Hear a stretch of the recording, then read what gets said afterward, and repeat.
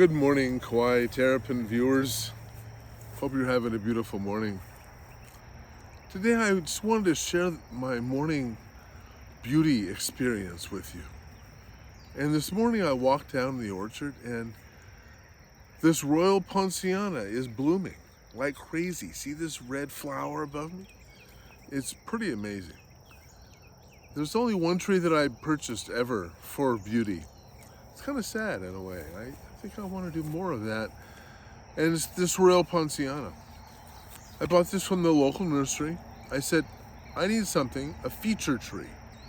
One right in the middle, next to the orchard, not in the orchard. Next to the orchard, kind of take up space just for beauty. And they said, you might like a Royal Ponciana. And it's blooming like crazy. Now, by the end of the summer, it not only loses the flowers, but eventually loses its leaves, even in the wintertime. And it looks like it's dead. I've thought several times, oh my gosh, what have we done? Too much water? Not enough water? Too much food? Not enough food? You never know. Well, you do know. It's such. There are ways to tell. It is not like the universe is a mystery and we just get to make stuff up because there's so much information now we can't sift it out. Not true. So this thing blooms this time of year. This is June. We're almost to summer solstice. My gosh. I will probably feed this tree at some point. If it gets super dry this summer, I'll give it a little drink. Speaking of a drink, it just started to rain. We may conclude this video in a few minutes to avoid equipment damage and all, and also talent wetness. But I'm sitting down the orchard, and once in a while I like to come down here and just see things, experience things. And I do get reminded frequently that we have a road near us over there, the highway. And we've lost some of the trees that protected us from the highway. That was right between us and the highway. Somebody bought that piece of land. So we are planting another sort of wall of sound, you might say, all across there. It's going to be a huge row of trees. It's starting to get pretty wet out here, and mostly to not damage my phone, I think I will conclude today. Oh, it's lightening up. Oh, in Hawaii, we have these super microclimates. It is amazing. It'll rain for 5 minutes, stop, sun comes out. It'll rain in my house, my neighbor, dry. Rain at my neighbor's house all day long. It barely rains in my house, sometimes. We're not a whole lot. I'll show you the mountain. It's a beautiful view this time of day. This is the time of day to see it, when the sun is just hitting it. That's the mountain view. It's quite a beautiful view. If you look at the peak, right in back of the peak, there's a little teeny hole. It goes all the way through. It's kind of cool. There's a big old papaya tree that's trying to grow over there. That's a pile of dirt that the county gave me. I'm trying to sort through. I didn't know it was so much rock. So I'm sorting the rocks from the dirt. Rocks are useful. Dirt is useful. Together, they're not so useful. There's a big noni tree. 3 breadfruits along there. I want to have 10 to go all the way along there. I'm working with the National Tropical Botanical Gardens to get more breadfruit on my land here. It's a staple crop. It's like growing a carbohydrate. Pasta, rice, bread. It's very tasty and it's super productive. I have 3 Malafala variety. I'm looking for the other types of breadfruit. I really only want 10. 10 is enough for a village. It really is. These trees grow to 30, 40 feet and they produce a lot. And I have the Malafala. Those are the most productive ones. But I also want the other several kinds that are available. I want to propagate those. They are tasty, and there's all kinds of things you can do with them. When they're very ripe, they're sort of sweet. When they're greenish, you can bake them. I had them first when I went to Jamaica. It was a baked breadfruit, and they had this coconut.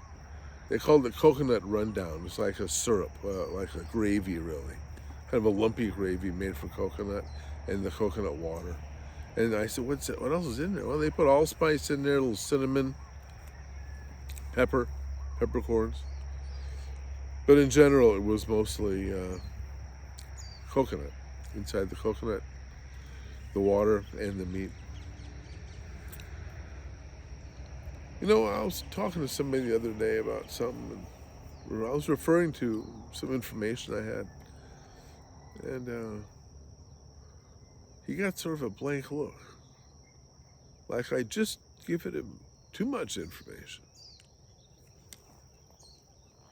And he said, "You know, it's hard to believe anything anymore." He just sticks with common sense. Well, okay, I guess that makes sense. My common sense tells me to investigate the information, find the data, look at the data, see if it's reproducible. That's what research is all about. Did you do it? Can somebody else do it? Is it a real thing, you know? And it's very doable.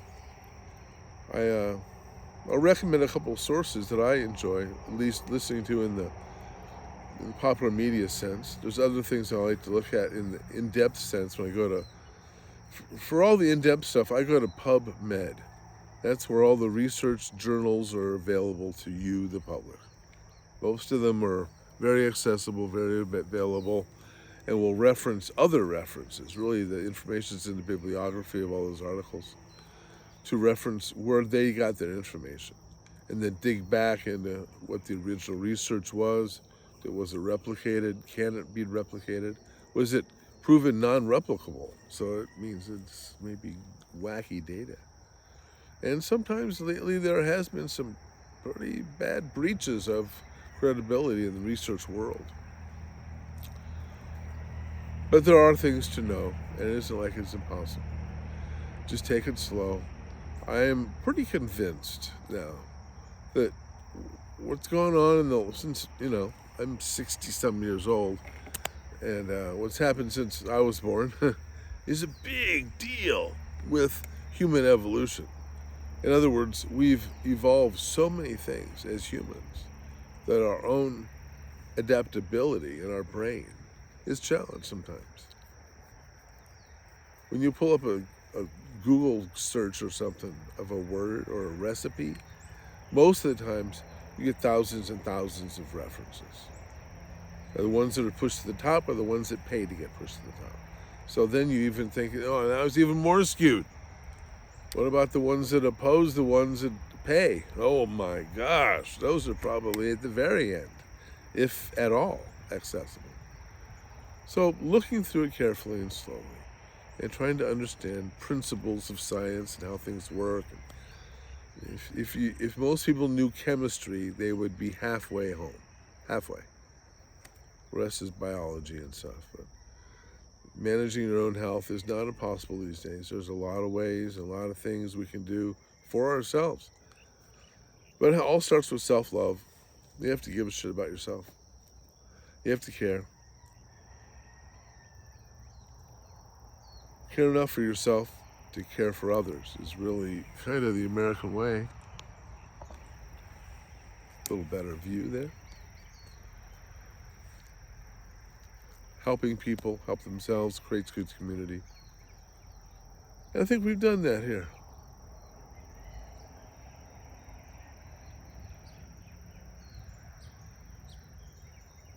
Can you hear the birds singing? Trees around here are just full of birds. We have 3 bird feeders out in front of our house. We fill them up every morning.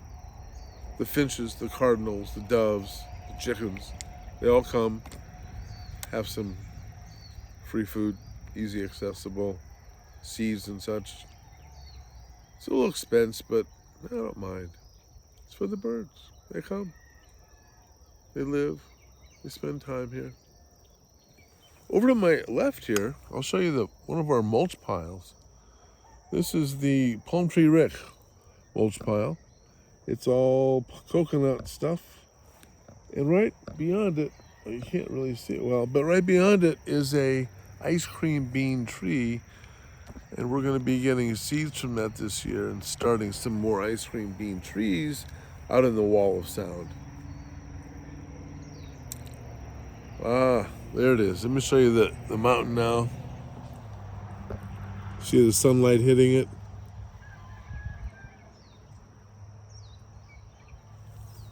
It's kind of pretty, isn't it? Well,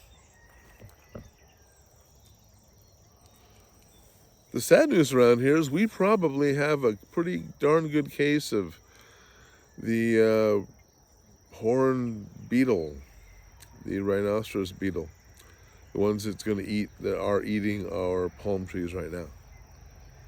We are losing probably our Samoan palm trees that are along the rail here, along Garcia Avenue, Boulevard, sorry.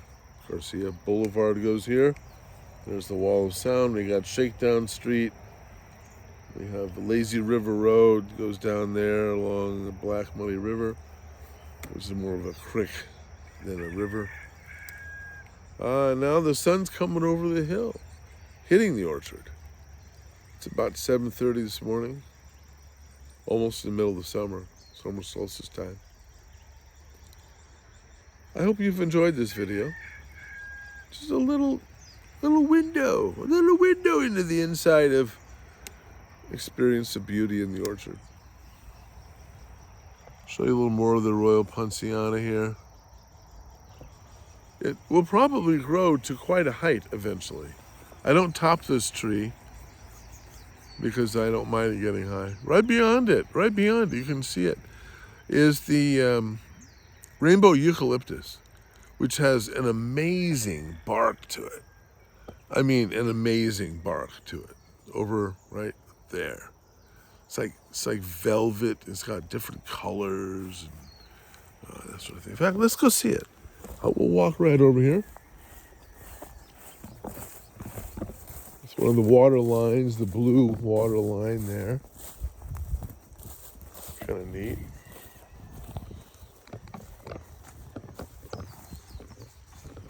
Oh my, look at this tree. I love this tree. This tree looks so beautiful. I hope you all like my uncut footage. Sometimes people edit their videos and stuff, but I like to leave mine the way they are. Look at this thing. Gosh, it's got green and purple and yellow and red and a little bug there. Some gray and battleship gray. It's just a beautiful tree. Rainbow eucalyptus. I got these trees from the Department of Forestry. They gave us these rainbow eucalyptus and a few Norfolk pines, and they're very nice, and they're growing really well. We're going to get some more of those for the Wall of Sound, actually, and more of these rainbow eucalyptus. Well, thanks for joining me today. I hope you have a good Saturday, and if you're listening to this live, you can check me out at KKCR, kkcr.org at 4 o'clock Hawaii time. From 4 to 6, I'll be broadcasting the Noodles Back Porch radio program. I urge you to support community radio, especially Kauai Community Radio. It's the voice of Kauai, and we all need a platform for free speech. So, enjoy. Bye. Aloha.